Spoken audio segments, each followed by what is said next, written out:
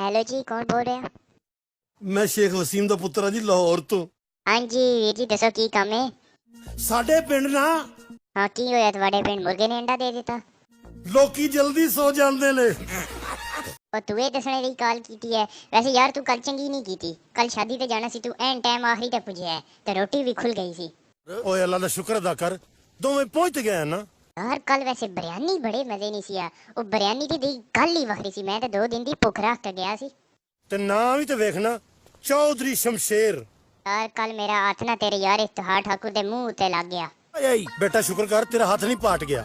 क्यों? ਉਹ इतना माड़ा ते चवल बंदा है कि ਤਮੀਜ਼ ਕਰ, ਇਸ ਤਰ੍ਹਾਂ ਨਹੀਂ ਕਹੀਦਾ ਹੁੰਦਾ। मीज नाल मैं किहड़ा ਤੁਹਾਡੀ ਮੁਰਗੀ ਦਾ ਅੰਡਾ ਚੋਰੀ ਕਰ ਲਿਆ? वैसे दसो काल क्यों कीती? ਚੌਧਰੀ ਸ਼ਮਸ਼ੇਰ ਨੂੰ ਬੁਲਾ। क्यों? चौधरी शमशेर नहीं मिलना चवल बंदियां नाल? ਓਏ ਓਏ ਉੱਕੇ ਚ ਮਾਰਨ ਲਈ ਸੀ, ਚੌਧਰੀ ਨੂੰ ਬੁਲਾ। ओ पानी दे टैंकर दे मुंह वाले हुन चुकता तू कर से। ਆਪਣੀ ਸ਼ਕਲ ਵੇਖੀਏ, ਬਿੱਲੀ ਘੁਮਾ ਕੇ ਕੰਧ 'ਚ ਮਾਰੀ ਹੁੰਦੀ ਹੈ। ਚੌਧਰੀ ਨੂੰ ਬੁਲਾ। ओ बुझे हुए सिगरेट दे धुएं मैं नहीं बुलाना चौधरी शमशेर नु।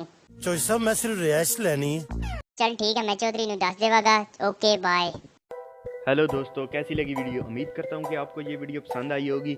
अगर आप ऐसी मज़ीद video funny phone call video देखना चाहते हैं तो हमारे चैनल द मोशन टीवी को सब्सक्राइब कर लो और साथ में दिए गए बेल के आइकन पर क्लिक करो। इससे ये होगा कि जब भी हम कोई नई वीडियो अपलोड करेंगे तो आपको नोटिफिकेशन मिल जाएगा।